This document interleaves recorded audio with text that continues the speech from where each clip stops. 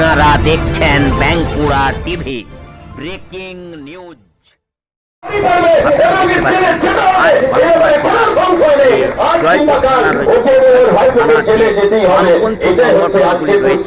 যেমন সারা ভারত কৃষক সভা এবং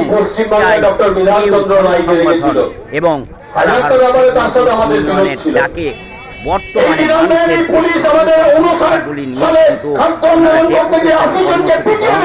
বাঁকুড়া জেলার জয়পুর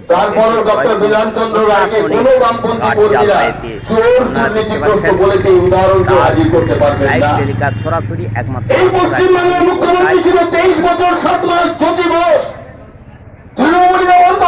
চেয়ারটা চলে যাবে সেদিন উনি বিদেশ চলে যাবেন। এই তৃণমূলীরা জ্যোতিবাস সম্পর্কে প্রচার করতো বিদেশে যায় রক্ত পানি বেড়াছে নাকি। সেই জ্যোতি বোস মুখ্যমন্ত্রিত্ব দায়িত্ব ছেড়ে দেওয়ার পর আরো 12 বছর আমাদের সঙ্গে ছিলেন। 2010 সালে মারা যাওয়ার পর তার বডিটা, তার মাথার ব্রেনটা এখন হচ্ছে গবেষণা করছে। আমাদের পিজি হসপিটালের ডাক্তাররা তারা গবেষণা করছে, তার অঙ্গ প্রত্যঙ্গগুলো এখন বয়ামে ঢোকানো আছে, সেখান থেকে গবেষণা হচ্ছে, চিকিৎসা বিজ্ঞানের প্রয়োজনে কাজে লাগছে।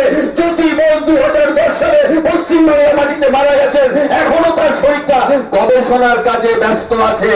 আজও কমিউনিস্টরা মারা যাওয়ার পরেও তার দেহ মানুষের প্রয়োজনে কাজে লাগে, এটা জ্যোতি বোস প্রমাণ করে দিয়ে গেল।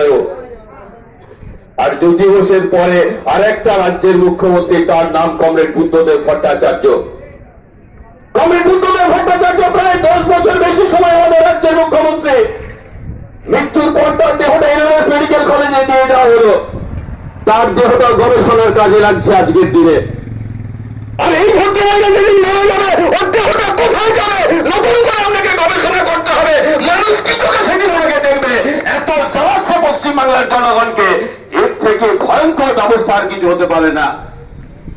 এই গরিব পাড়াতে গেলে আমাদের অনেকে বলে একটা দারুণ কাজ কি হলো, যে লক্ষ্মীর ভান্ডার দিচ্ছে মমতা ব্যানার্জি। আমাদের গরিব ঘরের মায়েরা অনেক সময় ভাবেন, সত্যি তো আমার জীবনে কখনো হচ্ছে আমি অভিজ্ঞতা পাইনি। আমার স্বামীর কাছ থেকে 50 টাকা নিতে গেলে স্বামী অনেক সময় রেগে যায়, অনেক সময় তর্ক বিতর্ক করে পায়। সেই রাজ্যে, সেই রকম একটি দেশে আমার রাজ্যের মুখ্যমন্ত্রী আমাকে লক্ষ্মীর ভান্ডারের টাকা দিচ্ছে। লক্ষ্মী ভান্ডারে 1000-1200 টাকা পাওয়ার পর গরিব শ্রমজীবী মা ভাবছে আমার জীবনে একটা দারুণ পরিবর্তন, আগে কখনো হয়নি, এরকম একটা নতুন পরিবর্তন হয়েছে। এইরকম একটা অভিজ্ঞতা নিয়ে পশ্চিমবাংলার গ্রাম থেকে গ্রামান্তরে গরিব শ্রমজীবী মানুষ তারা একটা ভাবনাকে নির্দিষ্ট করছে, মমতা ব্যানার্জির থেকে ভালো বোধ হয় গরিবের বন্ধু আর কেউ নেই।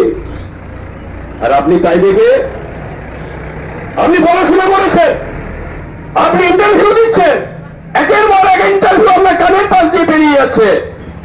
আর আপনি জয়পুরের চায়ের দোকানে দাঁড়িয়ে বলছেন কি করব, আমি তো চাই সরকারটাকে হাঁটাতে, কিন্তু গায়ের গরিবগুলো সব তৃণমূলকে ভোট দিয়ে দিচ্ছে, সব মহিলারা তৃণমূলকে ভোট দিয়ে দিচ্ছে। এই সর্বস্তরের মানুষের কাছে আমরা আহ্বান করব। এই যে দেখছেন, আমি শুনেছি, জানি না আপনারা সব কি শুনেছেন কিনা, গত শুক্রবার সুপ্রিম কোর্ট একটা রায় দিয়েছে, গতকাল আরেকটা হাইকোর্ট রায় দিয়েছে ভারতবর্ষে, তার নাম এলাহাবাদ কোর্ট, এলাহাবাদ হাইকোর্ট। পশ্চিমবঙ্গের মতো একটা রাজ্য, আরো অনেক বড় রাজ্য, সেই রাজ্যটার নাম হচ্ছে উত্তরপ্রদেশ। উত্তরপ্রদেশের 24,000 প্রাইমারি স্কুলের মাস্টার মশাইয়ের চাকরি 1 করোড়ের খোঁজে বাতিল করে দিয়েছে এলাহাবাদ হাইকোর্ট। কেন? ওখানে একই কেস, দুর্নীতি।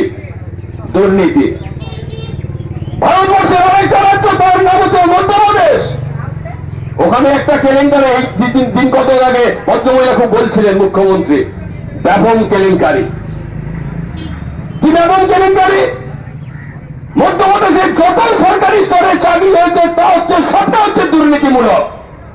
ওখানে একটা বিকাশ ভট্টাচার্য নেই, ওখানে লাল ঝান্ডা শক্তিশালী না, সেজন্য যারা দুর্নীতির বিরুদ্ধে মাথা তুলতে গেছে তাদেরকে খুন করা হয়েছে। 52 জন মানুষকে খুন করা হয়েছে, তার মধ্যে বিচারপতি আছে, তার মধ্যে লয়ার আছে, তার মধ্যে নেতা আছে, তার মধ্যে সাধারণ জনগণ আছে, তার মধ্যে সাংবাদিক আছে। 52 জনকে বিজেপি খুন করেছে মধ্যপ্রদেশে, দিয়ে ব্যাপক কেলেঙ্কারিকে ওরা ধামাচাপা দিয়েছে। সারা দেশ জুড়ে যখন এই কাণ্ডগুলো হচ্ছে, তখন এখানে আপনারা কেউ কেউ মনে করছেন তৃণমূলকে বোধহয় টাইট দিতে পারে, মমতা বন্দ্যোপাধ্যায়কে টাইট দিতে পারে, তার নাম হচ্ছে বিজেপি। আমরা বলছি এর থেকে ভুল আর কোনো কাজ হয় না। ওই আমাকে একজন কংগ্রেস বলছিলেন যে কংগ্রেসের গর্বে আর বিজেপি ঔরসে যার জন্ম তার নাম হচ্ছে এই তৃণমূল কংগ্রেস। এবং হবেন না কেন ঘাসফুল চিহ্নটা এলো? আসলে পদ্মফুলটা সরাসরি পশ্চিমবাংলার লোক নেবে না, তাহলে ঘাসফুল দিয়ে একটু ট্রাই করো। ওই গায়ে আগে দেখবেন কিছু লোক থাকতো চুরি ডাকাতি করতো, তারা যখন সিঁধ কাটতো, সিঁধ কেটে প্রথমে কেউ মাথাটা গলাতো না। কেন? কারণ সিঁধ তো কাটলাম, মাথা গলাতে গেলে যদি মাথা ফেটে যায়, সেই জন্য তারা প্রথমে হাঁড়িটাকে ভেতরে ঢোকাতো। যদি হাঁড়িটা না ফাটতো তাহলে তারা সিঁধ কেটে ভেতরে ঢুকতো। পশ্চিম বাংলাতে হচ্ছে, পশ্চিম বাংলায় সংখ্যালঘু মানুষের বাস, বেশি অংশের মানুষের বাস। পশ্চিম বাংলা হচ্ছে দীর্ঘ অভিজ্ঞতা হচ্ছে, দেশভাগ হয়েছে ধর্মের ভিত্তিতে, একটা ভয়ঙ্কর যন্ত্রণা হচ্ছে পশ্চিম বাংলা। আর নতুন করে ধর্মকে কেন্দ্র করে রাজনীতি করতে পশ্চিম বাংলা চায় না, সেই জন্য পশ্চিম বাংলায় সরাসরি বিজেপি খাবে না। সেই জন্য বিজেপি যাতে না খেতে পারে, তাহলে বিজেপিকে খাওয়াতে হবে। সেই জন্য এই ছোট ঘাসফুলের জন্ম দেওয়া হলো, এইটাকে দিয়ে এখন ট্রাই করা হলো, দিয়ে মুসলিম মৌলবাদকে বাড়ানো হলো।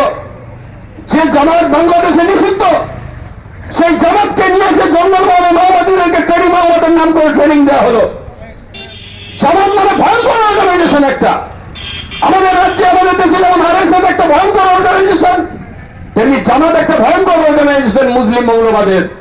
সেই মুসলিম মৌলবাদের সংগঠনকে এখানে নিয়ে আসা হলো, তাদের শাখা বাড়ানো হলো, তাদের সাথে আরএসএস কে যুক্ত করানো হলো, তাদের সাথে মাওবাদীদেরকে যুক্ত করানো হলো, ছলে বলে কৌশলে সমস্ত এনজিও গ্রুপগুলোকে যুক্ত করা হলো, যে বামপন্থীদের বিরুদ্ধে যুদ্ধ ঘোষণা করে পশ্চিমবাংলার বামফ্রন্ট সরকারকে হাঁটানোর চেষ্টা হলো।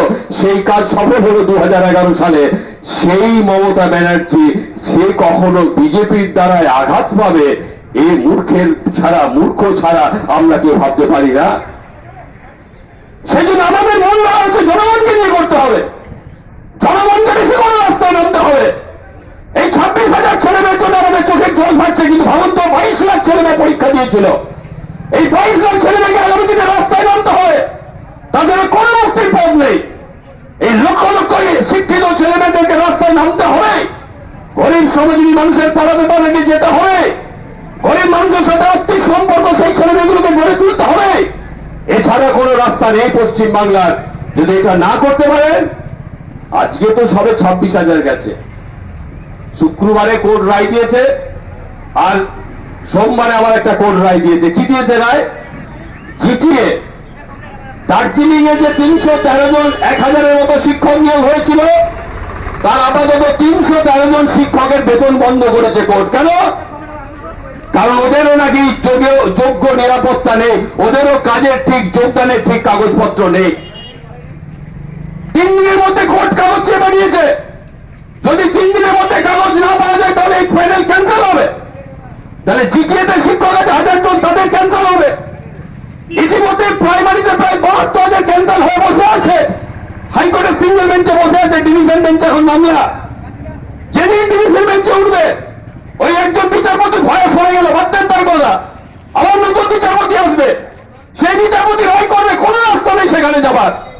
কারণ কোথাও কোনো কাগজ নেই, সব কাগজ চালিয়ে দেওয়া হয়েছে। আর যখন এইরকম একটা ভয়ঙ্কর দুর্নীতি হচ্ছে, সেই সময় কি বলছেন উনি? বামফ্রন্ট দুর্নীতি করেনি। আমরা কেউ মাথা চুলকে ভাবছি, সত্যি তো বামফ্রন্টের সময় দুর্নীতি হয়নি। আমরা এটা বলতে পারবো যে 100% হলফনামা দিয়ে আমরা সব কাজ ভালো করতে পেরেছি, কোথাও কোনো নিয়ম হয়নি, বেনিয়ম হয়নি। হয়তো আমরা মাথা চুলকে ভাবছি তো ঠিক, কিন্তু আমরা পশ্চিমবঙ্গের বামপন্থীরা চেষ্টা করেছি সব সময়ের জন্য, সে জ্যোতি বসুর সরকার, সে বুদ্ধদেব ভট্টাচার্যের সরকার, যতটা সম্ভব ভালো ফ্রেশ আইন মেনে, পদ্ধতি মেনে, আমাদের দেশের সংবিধান মেনে, যাতে আমাদের সব কাজ আমরা করতে পারি, আমরা সেই কাজ করেছি। তার জন্য যা প্রক্রিয়া নিতে আমরা নিয়েছি, কখনো বেআইনি পথে, 2 নম্বরই পথে কোন রকমে চলে গিয়ে আমরা কাজ করে দিয়েছি। আর সব থেকে বড় কথা, আমাদের রাজ্যের কোন মুখ্যমন্ত্রী তো না, একটা মন্ত্রিসভার সদস্য নেই যাকে মমতা ব্যানার্জি, কেন মমতা ব্যানার্জি 14 পুলিশের হিম্মত নেই, আজও পশ্চিমবঙ্গের কোন পুলিশকে দিয়ে তাদেরকে ডেকে পাঠাতে পারে সেই হিম্মত মমতা ব্যানার্জি সরকারের নেই। তাহলে এত বড় কাজ 34 বছর ধরে পশ্চিমবাংলা করলো, এত হাজার হাজার ছেলে মেয়েকে স্কুলে শিক্ষকতা দিল, এত হাজার হাজার ছেলে মেয়েকে মিউনিসিপ্যালিটি পঞ্চায়েতে কাজ করালো, এত হাজার হাজার শ্রমিককে সরকারি দপ্তরগুলোতে কাজ করালো, একজনেরও চাকরি কোনো কোর্টে বাতিল করতে পারেনি। আজকে এই গভর্নমেন্টটা ভালো হবে নাকি যারা আপনার কাছ থেকে ঘুষ নিয়ে লক্ষ লক্ষ কোটি টাকা ঘুষ নিয়ে, যারা তার বান্ধবীর ফ্ল্যাটে বান্ধবীকে গয়না দিচ্ছে, বান্ধবীকে নিয়ে বেড়াতে যাচ্ছে, বান্ধবীকে টাকা দিচ্ছে, শুধু পার্থ চ্যাটার্জি কে নয় আপনার এই দলে? প্রশ্ন করবেন না যে অভিষেক ব্যানার্জি সে কি করে, যে ওরকম একটা হাই রাইস বিল্ডিং এ কলকাতা বাস করে? এবার প্রশ্ন করবেন না যে অভিষেক ব্যানার্জি কি করে, যে তার বাড়িতে একটা 1 কোটি টাকা দামি ঝাড়বাতি লাগাতে হয়? প্রশ্ন করবেন না, জানতে চাইবেন না? মমতা ব্যানার্জি বলছে গরিবের প্রতিনিধি, পাড়াতে হাওয়াই চটি। জয়পুরে আপনি কত টাকা দিয়ে হাওয়াই চটি কেনেন? জয়পুরে মা বোনেরা হাওয়াই চটি কেনে 100 টাকা, 150 টাকা, 200 টাকা। মমতা ব্যানার্জির পায়ে হাওয়াই চটির দাম কত? 18,000 টাকা হাওয়াই চটির দাম। মমতা ব্যানার্জি যে সাদা শাড়িটা পরে সেই শাড়িটার দাম কত? 40 থেকে 50,000 শাড়িটার দাম। উনি যে মোবাইলটা ব্যবহার করেন সেই মোবাইলটা 2.5 লক্ষ টাকা নেয়। এসব ভাববেন না একবার যে কোথেকে এই টাকাগুলো আসছে, কারা এইসব টাকা দিচ্ছে? আর দেখছেন না তৃণমূলের নেতাদের, একটা তৃণমূলের নেতা আছে, হাতে একটা বড় শোনাচ্ছেন, গলায় একটা শোনাচ্ছেন, হাজার রাখতে পারে তৃণমূল সিপিআইএম এর বিরুদ্ধে। জয়পুরে একটা নেতাকে চিহ্নিত করতে পারবে যে 34 বছরে তার আমূল চেহারার পরিবর্তন হয়ে গেছে। 34 বছরে বরং আমরা গর্ব করতে পারি এমন একজন ব্যক্তিকেও আপনারা চিহ্নিত করতে পারবেন না যে ব্যক্তি পশ্চিম বাংলায় বামফ্রন্টের আগে তার যে অবস্থা ছিল তার থেকে তার অবস্থা খারাপ হয়ে গেছে। একটা পরিবার নেই, একটা ব্যক্তি নেই যার অবস্থা খারাপ হয়ে গেছে। 34 বছরে তিল করে যার যে অবস্থান ছিল তার থেকে আরো উন্নত অবস্থানে এসে গেছে। কেউ যদি 1,000 টাকার মালিক ছিল সে 1,000 থেকে 10,000 টাকার মালিক হয়েছে। আস্তে আস্তে তাদের উন্নতি হয়েছে। সব থেকে পঞ্জিক গরিব মানুষ সেই উন্নতি স্পর্শ পেয়েছিল। এইভাবে 34 বছর পশ্চিম বাংলার বামফ্রন্ট চলেছিল। আর আজকে আমি গতকাল 2টো গ্রামে গিয়েছিলাম, আমি যে এলাকায় কাজ করি সোনামুখীতে, বলছে যে দাদা 2 দিন আগেও কাজ ছিল, এখন আর কাজ নেই, সামনে 1 মাস কোনো কাজ পাবো বুঝতে পারছি না। এই সময় আমরা 100 দিনের কাজ করতাম, সরকারি ভাবে টাকা পেত। 100 দিনের কাজ মানে আপনারা জানেন, অনেকে বোধ হয় মাস্টারমশাই কর্মচারীরা আগে যে বেতন পেতেন সেটা কোনো নিশ্চয়তা ছিল না। আপনারা বলবেন পুরনো গল্প ইতিহাসগুলো, শরৎবাবু লিখে গেছেন স্বাধীনতার আগে, স্বাধীনতার পরে মানিক বন্দ্যোপাধ্যায় লিখে গেছেন, এই গল্পগুলো পড়বেন, জানবেন। আগে মাস্টারমশাইরা বেতন পেত, ছাত্ররা যেটুকু আলু, কলা, মূলো, চাল দিত সেখান থেকে মাস্টার